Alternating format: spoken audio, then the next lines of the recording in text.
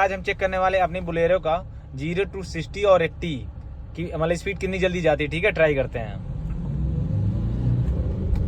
आप देखते रहना। पंजा पूरा प्रेस कर दिया है। पावर देख रहे हो, ये देखो।